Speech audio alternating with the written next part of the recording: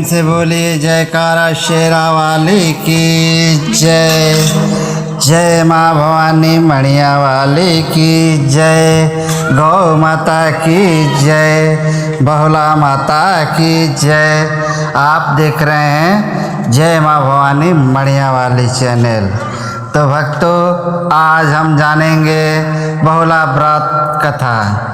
किस प्रकार से बहुला व्रत की कथा है आप जानेंगे। तो संक्षेप में बताता हूँ। एक बहुला नाम की गौ थी, उसके एक बछड़ा था और एक व्याघ्र था। तो गौ माता, बहुला नाम के गौ माता जंगल में चरने के लिए गई।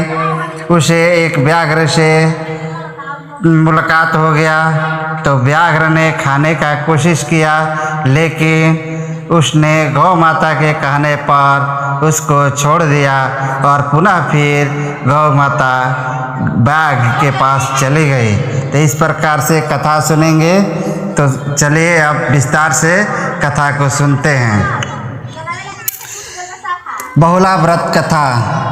श्री द्विजोत्तम महर्षि धौम्य जी से युधिष्ठिर जी बोले कि हे धौम्य, आप दया करके बहुला, गौ और व्याघ्र का संवाद मुझसे कहिए कि जिस संवाद को सुनकर प्राणियों के शारीरिक पापों का नाश होवे। यह सुन द्विजोत्तम धौम्य जी बोले कि हे राजन, सतयुग में मथुरा निवासी द्विजोत्तम अत्यंत विद्वान द्विज शर्मा नामक एक ज्ञानी ब्राह्मण था। उस ब्राह्मण ने एक श्वेत रंग की पीली पूंछ वाली अत्यंत सीधी, सुंदर, श्रृंग युक्त और बहुत दूध देने वाली बहुला नामक गौ को पाला था। उस गौ की सेवा के लिए गोविल नामक एक मनुष्य नियत था। हे राजन, वह गौ जमुना नदी के तट पर कोमल घासों को नित्य चरा करती थी। एक बार हरी घास को ढूंढती हुई भ्रमवश एक गुफा में चली गई। वहाँ जाकर मार्ग को भूल गई। वहाँ पर काल रूप अत्यंत भयानक गुफा तुल्य मुख को खोल जीभ से होठों को चाटता हुआ एक व्याघ्र देखा। देखते ही बहुला भयभीत हो व्याकुल हो गई और शीघ्रता से अपने स्थान के लिए लौटी। उस समय व्याघ्र ने उसे घेर लिया और बोला कि बहुत काल के बाद तू मिली है। अब तू मुझसे बचकर घर जाना चाहती है। तेरे मांस को खाकर मेरी आत्मा संतुष्ट होगी। अब बचकर तू कहाँ जाएगी। इस व्याघ्र के वचन को सुनकर काल के वश में आई हुई बहुला अत्यंत विकल होकर रुदन करती हुई बोली। बहुला ने कहा, हाय, किस देवता या मनुष्य का स्मरण करूं जो कालग्रास रूप से मुझ दिन को बचावे, जिसका पुण्य भारी है कि इस घोर जंगल में इनके सामने आवे। हे व्याघ्र, मुझे अपने प्राण जाने का कुछ भी शोक नहीं है, कारण कि यह संसार अनित्य है। जो उत्पन्न हुआ है उसका नाश अवश्य ही होगा। इस हेतु दुख करना व्यर्थ है। परंतु मुझे एक बड़ा दुख यह है कि दूध पीने वाला मेरा दूध मुहा बच्चा दूध की प्यास से पीड़ित हो चिल्लाता हुआ गोकुल में मेरे आने की राह खड़े हुए देख रहा होगा। उसकी रक्षा करने वाला कोई नहीं है। उसे छोड़ मैं इधर चली आई हूँ। उसकी क्या दशा होगी। हे व्याघ्र, यदि मेरी विनय को तू मान जा तो मैं अपने हृदय की चिंता को मिटाकर फिर तेरे निकट आ जाऊं। अपने बालक के स्नेह से युक्त बिलखती हुई मुझ दिन दुखिया को मत मारो। मैं शपथ खाकर कहती हूँ कि यदि तू मुझे इस समय छोड़ दोगे तो मैं बहुत ही शीघ्र अपने बच्चे को दूध पिलाकर दुलार प्यार करके उसके मुख को चाट चूम कर निस्संदेह शीघ्र ही तेरे पास आ जाऊंगी। अब तू मुझे खाकर अपना संतोष कर लेना। हे व्याघ्र, यदि मैं तेरे पास लौट कर न आऊँ तो मुझे घोर पाप लगे। जो बालक से छिपाकर मिठाई व उत्तम पदार्थ खाने से होता है और जो महापाप दूसरे से वैर रखने से तथा गुरु स्त्री के साथ भोग करने से होता है, वह पाप मुझे भी होए।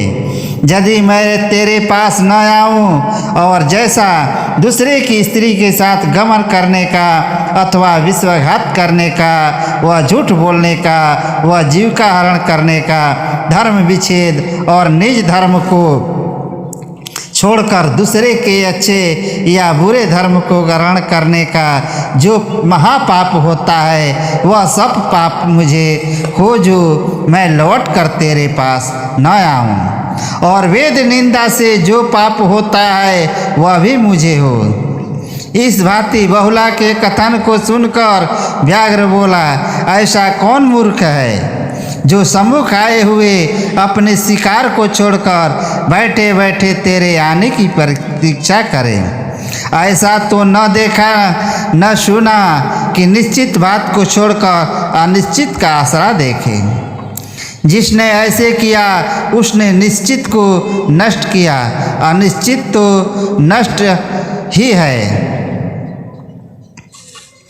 यह सुन बहुला गौ बोली, हे व्याघ्र, सत्य ही पृथ्वी का आधार है और सब सत्य पर ही स्थित है।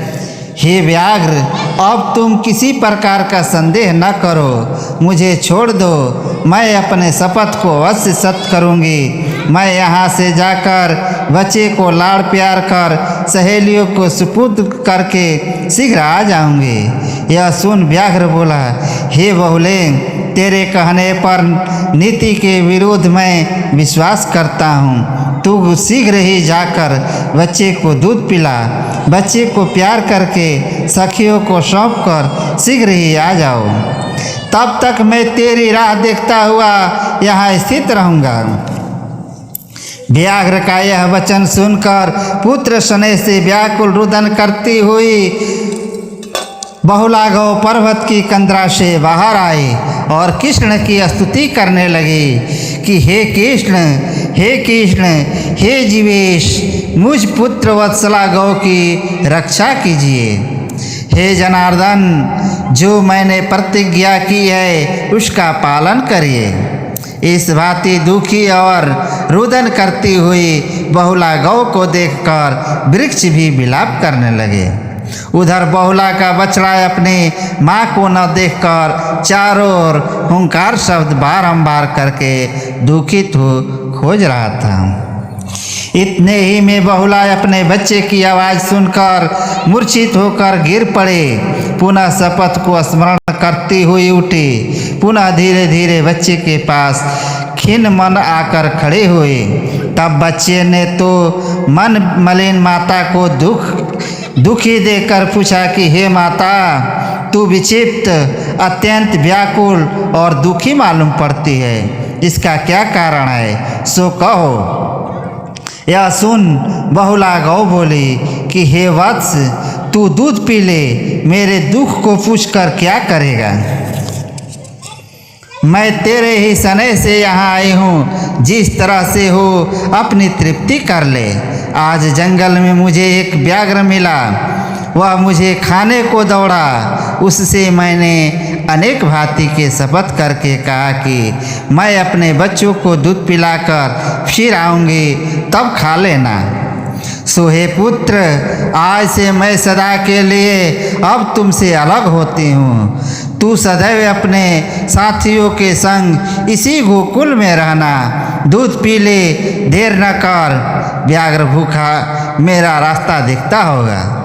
माँ के इस भांति वचन सुनकर बछड़ा अत्यंत व्याकुल होकर विलाप करने लगा।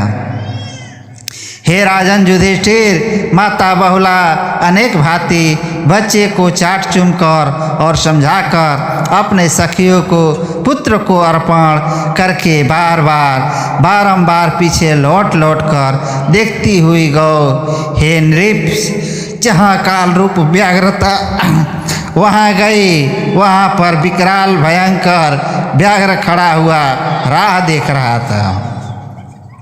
सात्विक भावयुक्त आती हुई गौ को देखा और मन में विचार किया कि यह प्राणों के मोह को छोड़कर सत्य का पालन करने के लिए आ रही है। जिस समय बहुला गौ निकट आई तो व्याघ्र बोला, हे लोक माता, तू धन्य है, तेरे दर्शन से मैं कृतार्थ हुआ। इस भांति अनेक नम्रता के वचन कहे। बहुला बोली कि हे व्याघ्र, तू बहुत देर से भूखा है, मुझे खाकर अपनी आत्मा को तृप्त कर, मैं इसलिए शीघ्र ही यहाँ आई हूँ। यह सुनकर व्याघ्र बोला, हे देवी, अब तू मेरे ऊपर क्षमा कर, आज तेरे दर्शन से मैं व्याघ्र योनि से मुक्त हुआ। जब व्याघ्र ने ऐसे वचन कहे तो उसी क्षण वह व्याघ्र सुंदर गंधर्व रूप हो गया और बोला, हे देवी, मैं पूर्व जन्म का गंधर्व हूँ, ब्राह्मण के श्राप से कुजोनि में प्राप्त व्याघ्र हुआ था। आज उस श्राप से मुक्त होकर इंद्रपुर को जाता हूँ। इस भांति कहकर गौ को प्रणाम करके आकाश मंडल द्वारा वहाँ से चला गया। इधर बहुला गौ भी वहाँ से लौटकर अपने गोकुल में आई। उसका बच्चा भी माँ शब्द करके दौड़ा और दूध पीने लगा। सखिया सब मिली, देवतागण प्रसन्न होकर नगारा बजाने लगे। धौम्य जी राजा युधिष्ठिर से बोले कि हे राजन, भाद्रपद मास के शुक्ल पक्ष में चतुर्थी के दिन चांदी की गौ और व्याघ्र बनाकर दोपहर के समय एकाग्रचित्त से विधि विधान युक्त पूजन करें।